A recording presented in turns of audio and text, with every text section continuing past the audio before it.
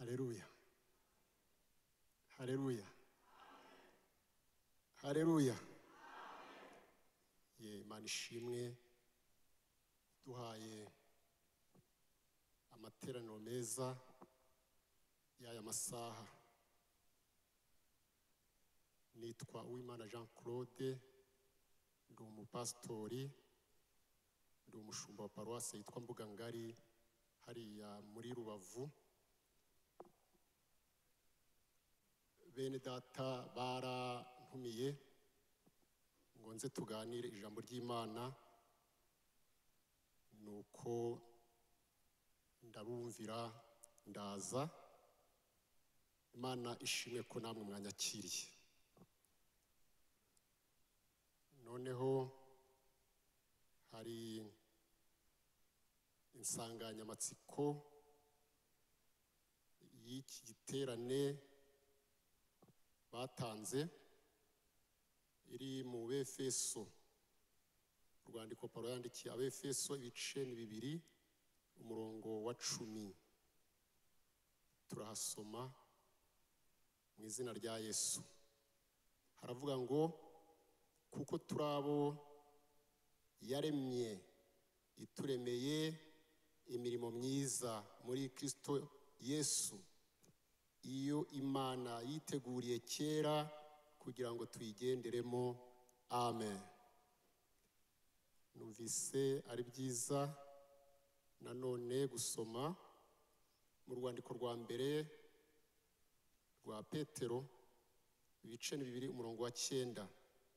Haravuga ngo ariko mwebweho muri ubwoko bwatoranyijwe, abatambyi b'ubwami, ishyanga ryera, n'abantu Imana yaronse, kugira ngo mwamamaze ishimwe ry'abahamagaye, ikabakura mu mwijima ikabageza mu mucyo wayo w'itangaza. Twese ngo amen. Imana ishimwe. Aho kuri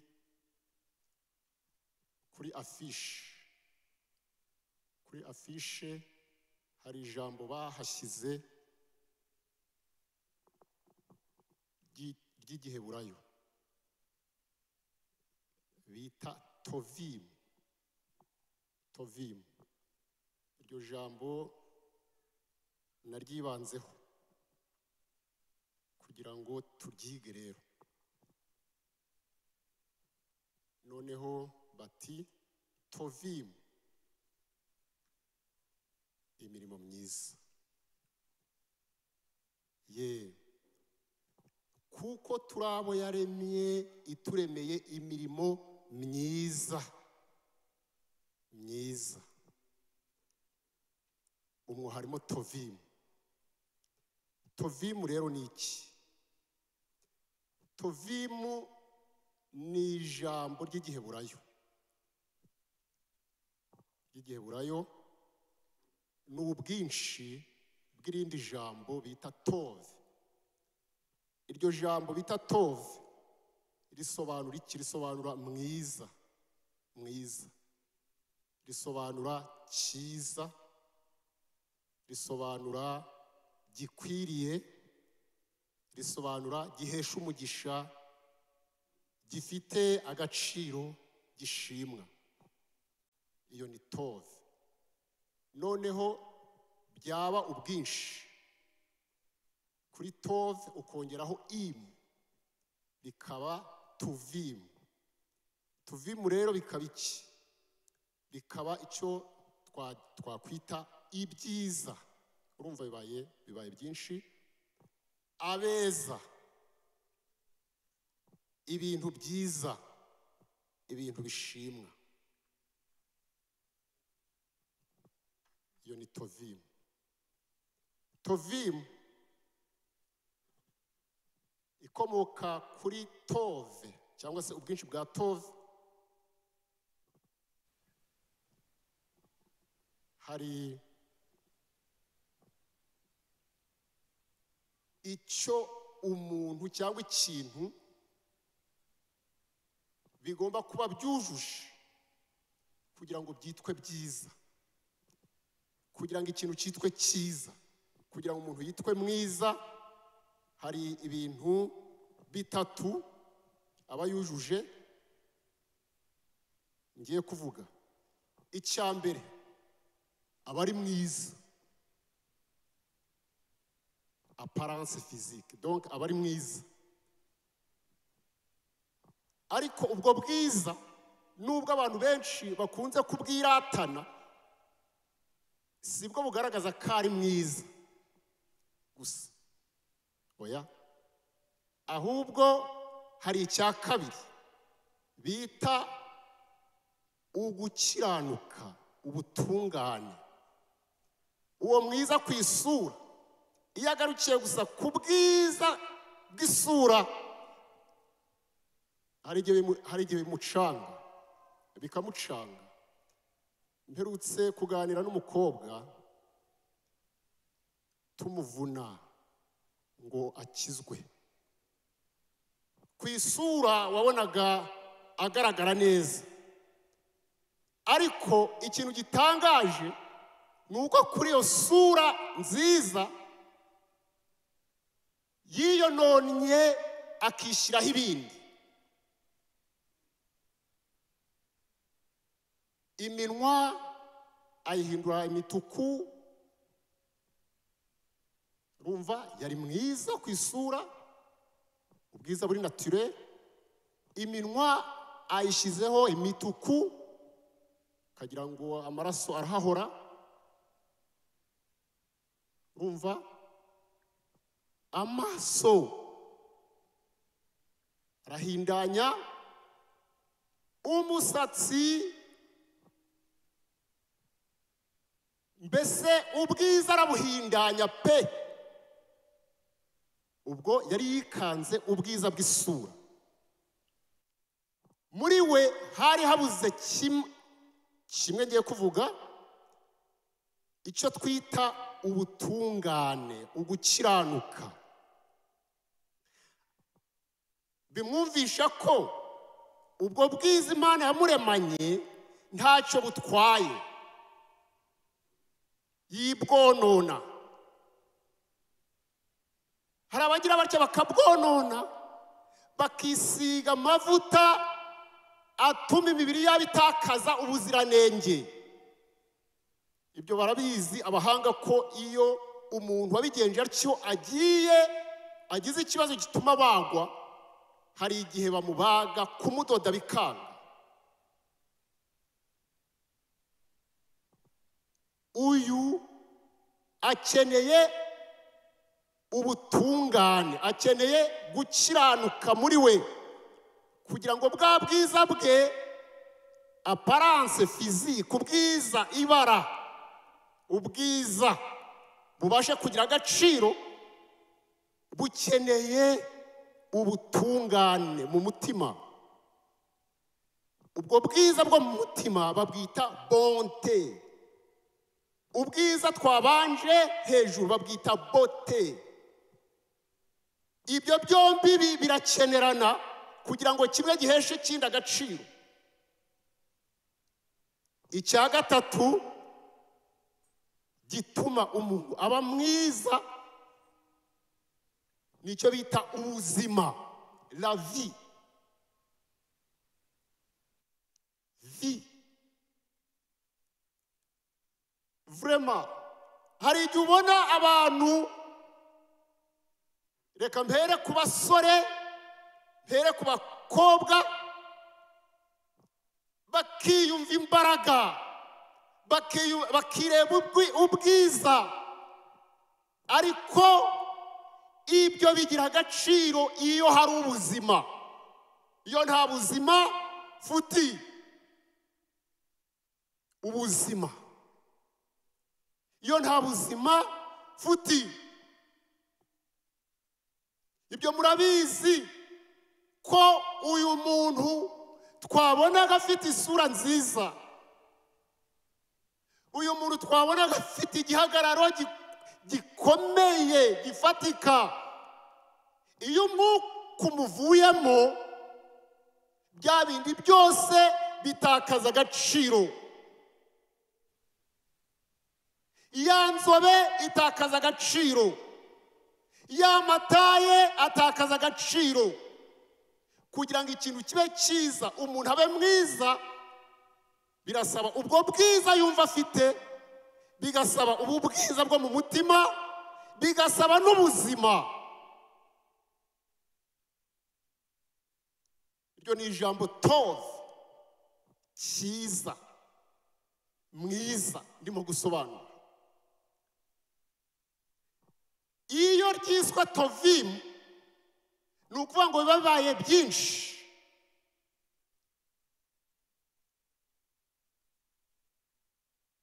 Abantu beza, ibintu byiza.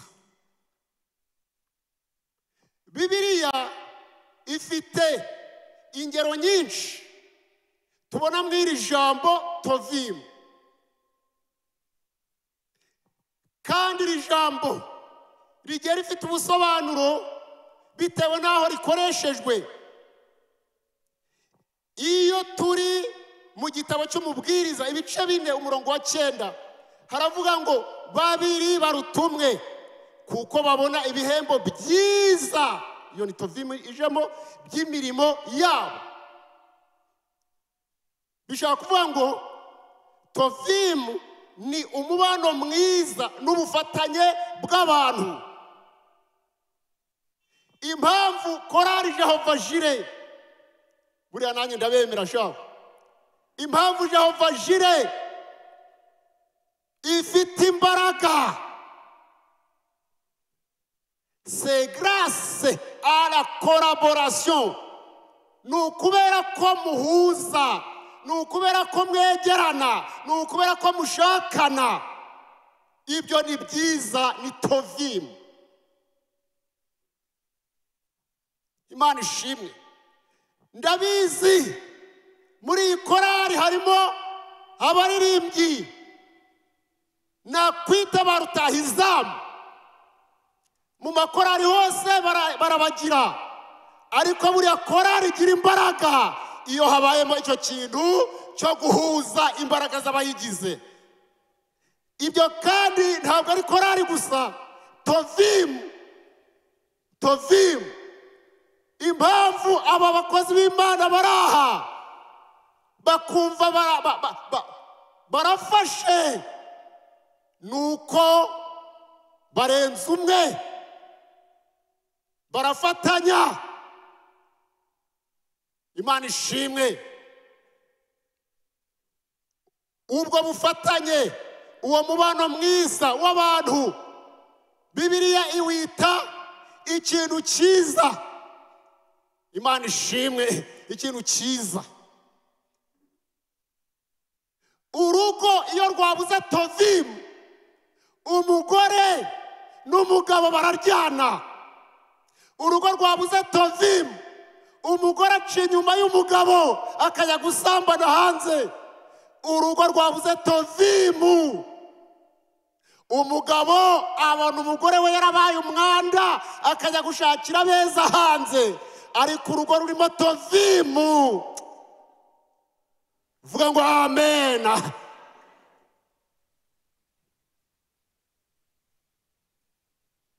Barumvana,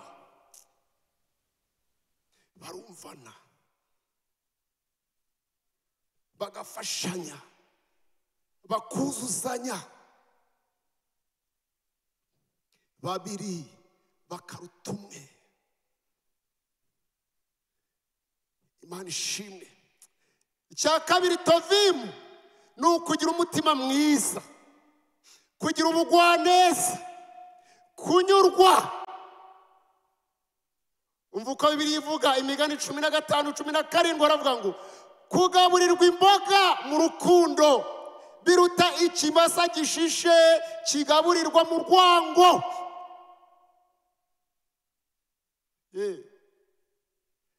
Ahangaha harimo iki mw'iri jambo? Umutima mwiza unyuzwe.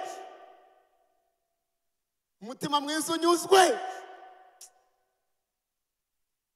abantu benshi barahemuka, umuntu agafata umwanya wo kujya gutobora inzu ya mugenzi wa kiba, umuntu yahawe ikigega, isanduku kuyicunga, aho ni mu mafaranga akayidaha, akarya iby'uwo munsi, iby'iminsi myinshi yari imbere akaba arabisiribanze. Yabuze tovimu, yabuze kunyurwa, yabuze umutima unyuzwe. Ibyo byinshi yashatse mu nzira mbi birutwa na dukeya turimo gukiranuka urya iminsi myinshi. Iyo ni tovimu. Tovimu. Imana idufashe. Mu Migani 3:27 harimo tovimu. Haravuga ngo ntukarerege mugenzi wawe uti genda uzagaruke ejo, mbiguhe kandi ubifite iruhande rwawe. Hagakomeza hati abakwiriye kubona ibyiza, urumva iyo byiza, ntimukabibime, nibigushobokera uzajye ukora ibyiza. Aha ngaha hari iki? Harimo ngo tovimu ni ugukorera abandi, ni ukubafasha. Hari umuhanga wavuze ngo ntabwo umuntu ahemberwa ibyo yakorewe, ahubwo umuntu ahemberwa ibyo yakoze, ibyo yakoreye abandi. Imana idufashe. Tovimu ni ijambo ridusaba kuba beza bafasha abandi, kuba beza batuma abandi baramuka. Imana ishimwe.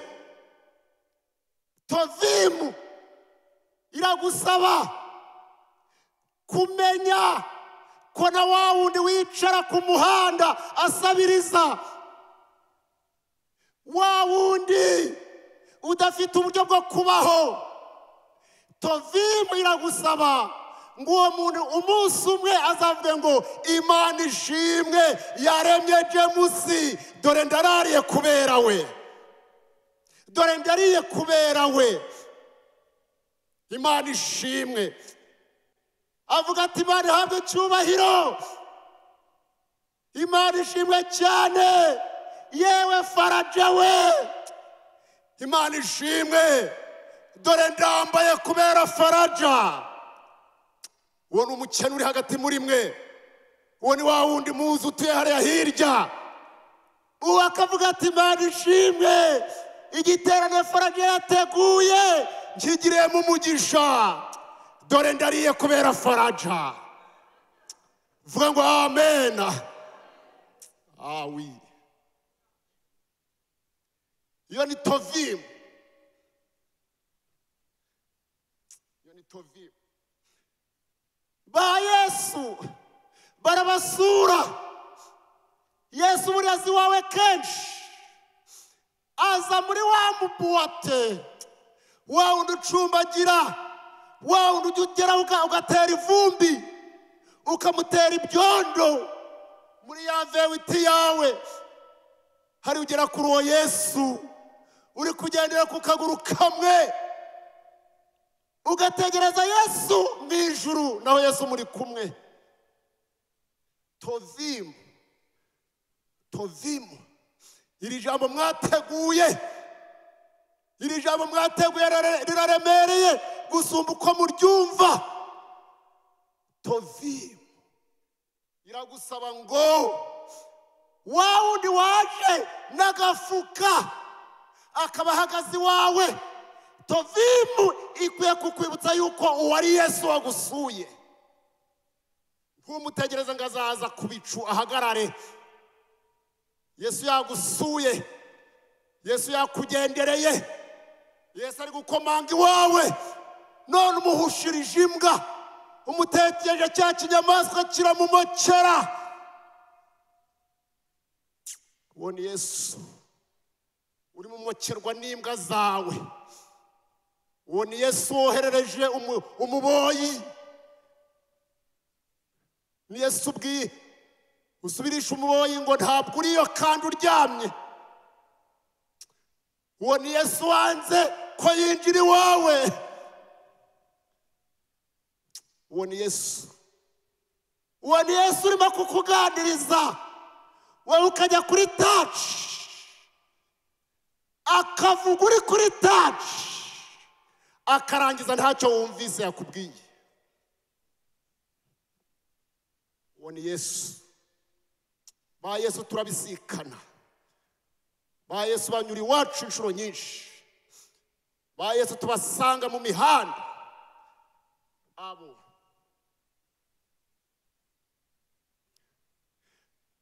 ba Yesu ni babana b'imfubyi. Abo barya biruhanije, barya bigoranye, barya rimwe mu cyumweru. Ariko wowe za puberi, ibimoteri byuzuye inyama zirimo ziborera muri bya bimoteri. Tovimu, iri jambo mwateguye yemwe abanyakigali.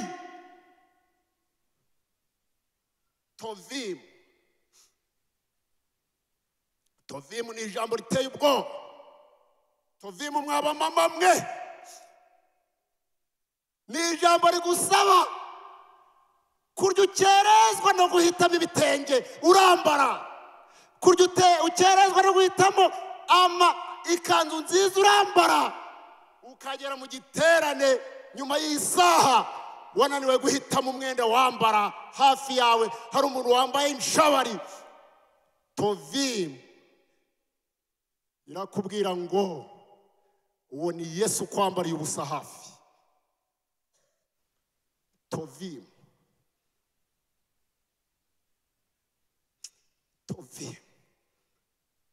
ejo ntekereza iri jambo, nteze imodoka nza ndi hariya mu mujyi wa Rubavu, ntegereje umukozi muri papetori ngo nkorere loriyire y'iki gitabo. Ntegereje umusore yangezeho angeraho. Ni ba bantu mwahoze muvuga bafite ubumuga ariko noneho bwa hano.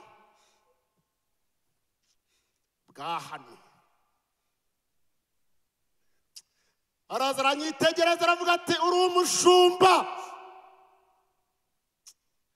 umushumba ntabwo nkuvaho utampaye ibyo nza kurya nijoro. Kabisa akavuga amagambo menshi agasuhuza abantu ariko akagaruka, uri umushumba ntabwo ndakuvaho utampaye ibyo ndya nijoro. Iri jambo Tovimu rinkora ku mutima, rirambwira ngo ugiye kugaragaza ko uri umushumba nyine rero mwiza, udacungana na b'abakristo b'imbere mu rusengero, ahubwo uyu ni Yesu aragutangiriye. Ugiye mu ivugabutumwa ubu ugiye kugaragaza ko icyo ugiye kuvuga koko kikurimo nawe atari ugushushanya abantu.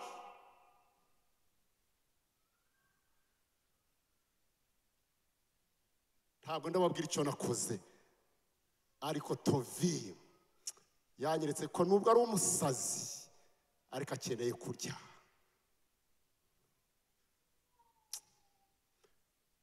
Maze kugira icyo nkora, abantu banyuze hafi ye baramusuhuje, nawe arabaramukije, arababwira ati uyu ni umushumba, ntabwo ari uw'inka, ntabwo ari uw'intama. Buriya bariya abantu baba bafite ubwenge nabo, ntabwo ari uw'inka si uw'intama, ahubwo ni umushumba w'abantu b'Imana.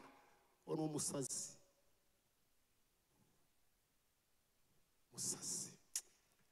Ariko wagombye kwibuka wagombye kwibuka ukavuga uti Imana we, nanjye usibye ubuntu bwawe byari kwicanga, byari kwicanga, byari kwicanga. Buriya birashoboka ko byakwicanga, bikicanga ukayoberwa iwawe, bikicanga ukananirwa kumenya ibyo wakagombye kumenya, bikicanga. Ariko kora ibyo wafashije, mwavuze ngo tukwiye gushima Imana. Hari ibyo dukwiriye gushima Imana, hari ibyo dukwiriye kwihimbariza kuba bitaricanga. Vuga ngo amena cyane. Kuba bitaricanga, ntabwo biricanga, ntabwo biricanga mwa vrema, biri ku murongo, ibintu byawe biracyari ku murongo. Awi biri ku murongo Moshe, biri ku murongo sha. Buri byagomba gutuma byicanga mu mutwe bikaba isosi, bikaba kavuyo mu mutwe, bikaba kavuyo. Imana jawe yarabikurinze, yarabikurinze, yarabikurinze, bishyira kure, bishyira kure. Bimwe murabisikana, bimwe mwarabisikanye sha.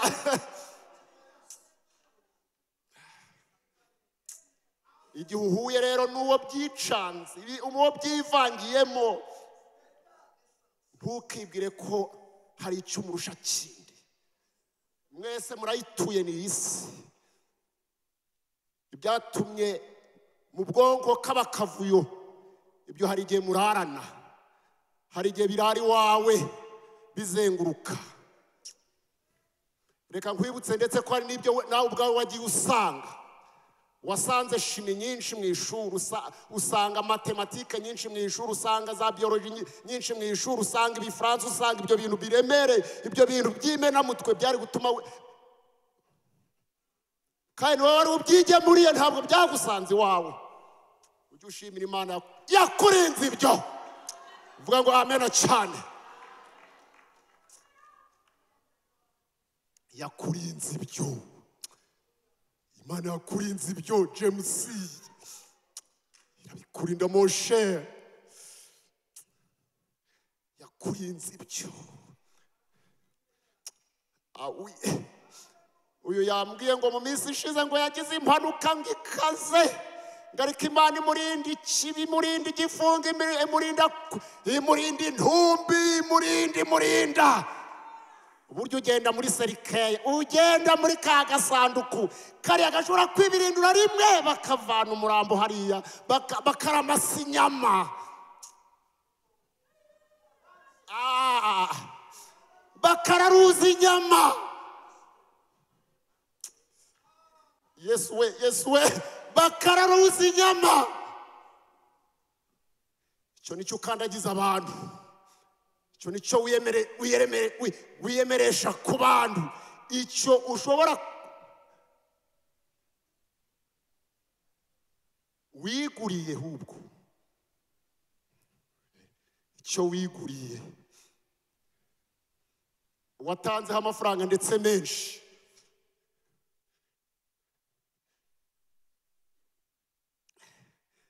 Tovim, ibintu byiza, ibintu byiza. Tovim, ibintu byiza. Navuga ngo tovim nuko kugira umutima wo gufasha ibyo Imana yaguhaye. Ni ku buntu, ni ku buntu, ni ku buntu, ni ukuri kw'Imana. Ntabwo ari uzi gukoboka. Hari umuhanga wigeze adusobanura ko ndetse abakoboka cyane, donc abantu bakoboka cyane, abantu donc bakoboka cyane nibo bagira bike. Yes, uzabirebera nyine hariya mu rugo iwawe, uzarebe umuyaya uburyo akora, urebe umuboyi uburyo akora, ukamubyutsa kare akaryama bitinze, arakora ari ukwezi kwapfa vudone 20,000 francs kamuhereza 20,000 moshe kandi ijoro ricamo kabiri niwe ukarabya abana bawe niwe ubamesera ariko iyi si nayo rwose yubakitse ukuntu niwe arateka igikoni niwe ukizi ubushyuhe n'ubuzi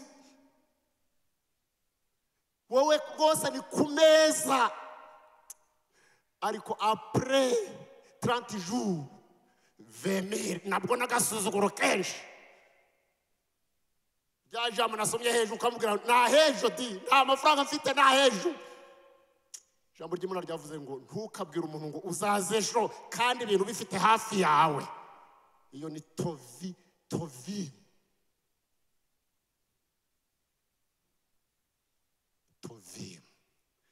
ntabwo ijambo ry'Imana guva kuri tobatoba ngo turyoge turinyureho ahubwo rikwiye kuza rikatumena natwe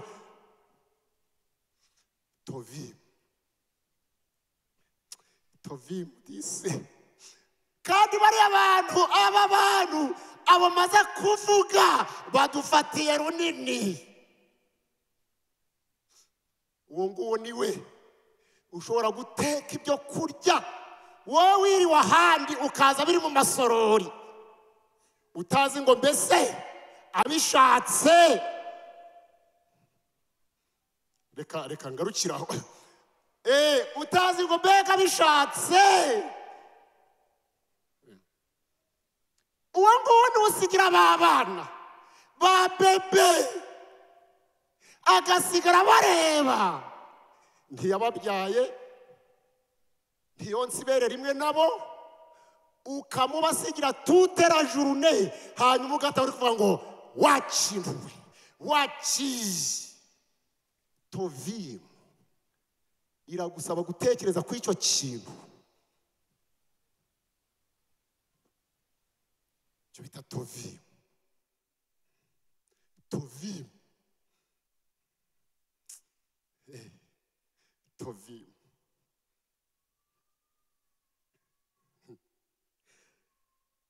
tovimu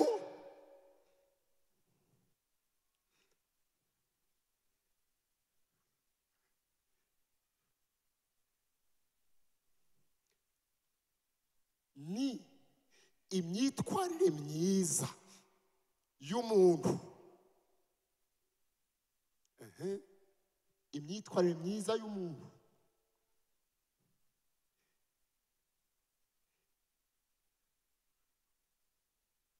Bibiliya ikavuga ngo erega mwana w'umuntu nakubwiye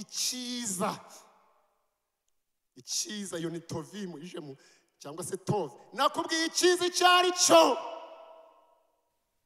iby'Imana ikunda dore nibi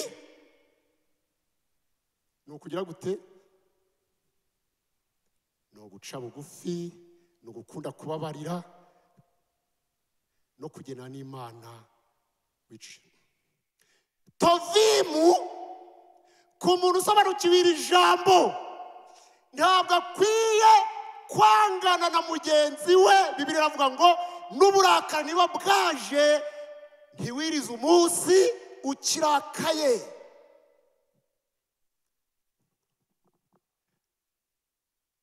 kuba ufite mugenzi wawe utabasha gusuhuza umunsi ukira ufite mugenzi wawe utabasha kujya iwe ukwezi kugashira mugenzi wawe wavuze ngo nubwo bamuntera mu rushinge ntiyamfata tovimu iwawe ni ikibazo Bibiliya ikatubwira ngo dukunde kubabarira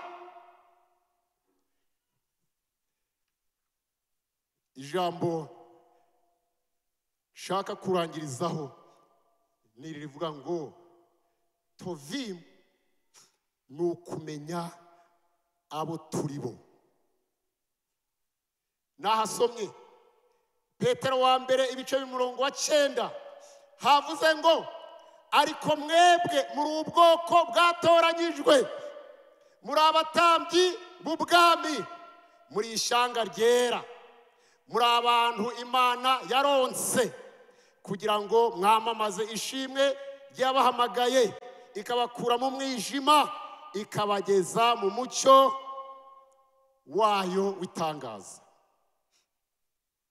Tovimu ni ukumenya uwo uri we. Kumenya uwo uri we.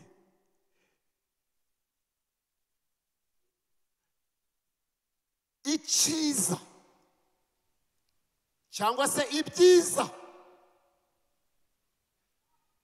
ntabwo ari uko ndi pasitori.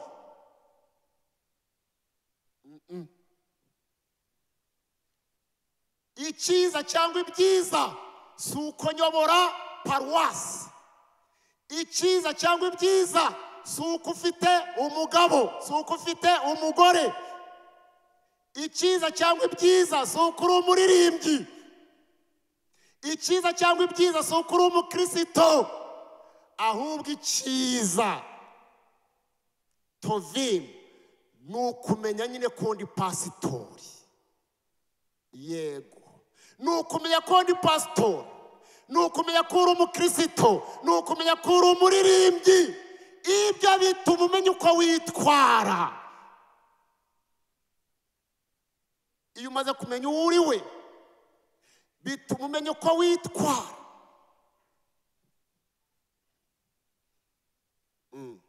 Bituma umenya umurongo wafata kugira ngo utonone uwo uri we. Bituma umenya amagambo wajya uvuga ukoresha. Bituma widisipurina, bituma ufata umurongo w'ubuzima. Kumenya uwo uri we. Imana ishimwe, uyu murongo twasomye uratugaragariza ko dukwiye kumenya ko turi itorero. Imana ishimwe cyane. Umva biri ko yavuze, dukwiye kumenya ko turi ubwoko bwatoranyijwe. Ubwoko bwatoranyijwe. Awi, Bibiliya yavuze mu Gifaransa ngo c'est la race élue. Turi abantu batowe. Imana ishimwe, dukwiye kubimenya. Atowe, batoranyijwe, tukabimenya. Tukamenya ko turi abatambyi b'ubwami, abakozi b'ibwami. Ntabwo dukwiye kwisuzuguza hanze. Turi abakozi b'ibwami, turi abatambyi b'ibwami. Imana ishimwe cyane. Turi ishyanga ryera. Ibyo turamutse twamenye ko turi ibyo ngibyo, ko turi muri uwo murongo, hari ibyo twakwirinda.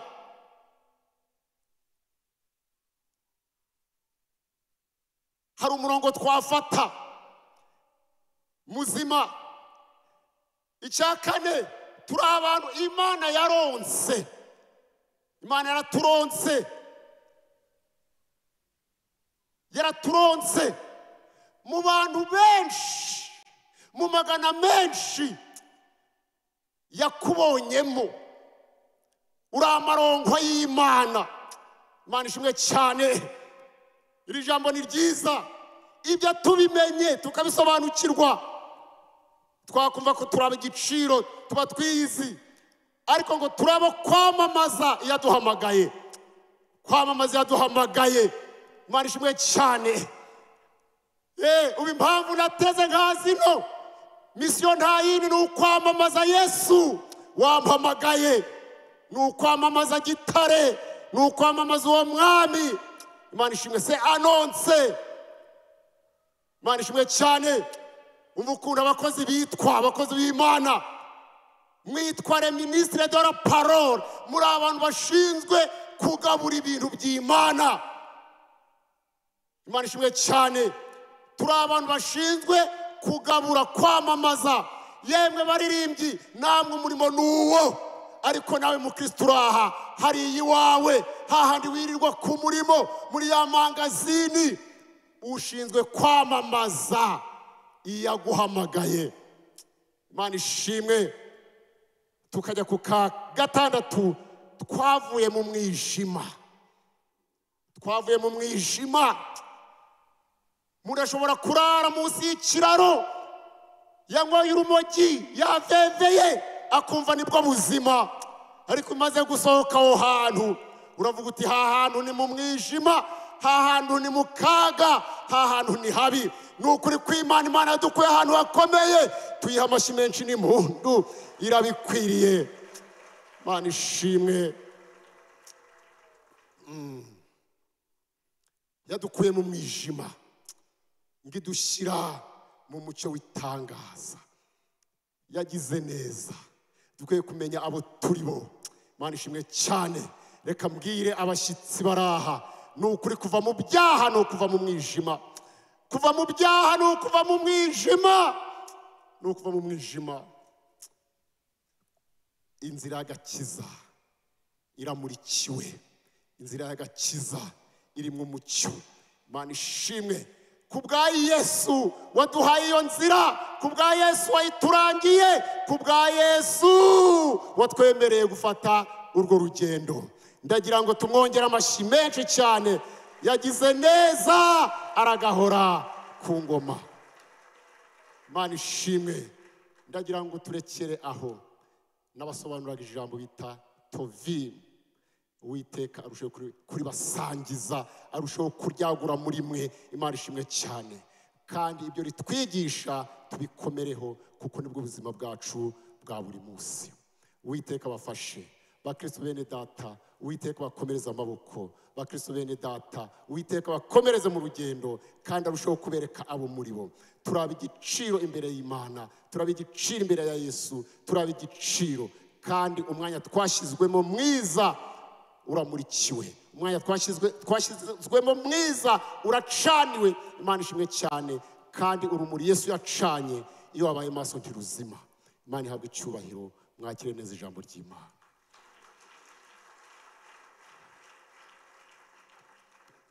Turarangije. Reka rero dusenga Imana. Ese waba urimo muri aya magambo tumaze kuvuga? Hari iryo ubonye mugongana, hari iryo ubonye utatunganiyemo, hari iryo ubonye wabisikanye naryo, waciye ku ruhande rwaryo, ntiwakora ibyaryo. Waba urimo wabaye umushyitsi mw'iri teraniro, waba urimo usanzwe uri umukristo mw'iri teraniro, waba urimo ukeneye gusengerwa by'umwihariko, ngo uzamure ikiganza nanjye nguhereze uwo muganda. Imana iguha umugisha. Mbese waba urimo ukeneye gusengerwa, nanjye ngo nguhe uwo muganda. Ndagira ngo dusenge Imana. Waba urimo ukeneye gusengerwa by'umwihariko, ngo nanjye nguhe uwo muganda, zamura ikiganza maze tugusengera Imana. Imana ibaha umugisha. Muzamure neza. Waba urimo twamaze gusanga ko Tovimu niyo myifatire myiza usabwa. Waba urimo hanze haragucanze, warabuze umurongo ufata muri iri teraniro, ndagira ngo tugufashe gusenga. Imana ishimwe cyane. Uwiteka kurangira inzira. Yesu akurangira inzira.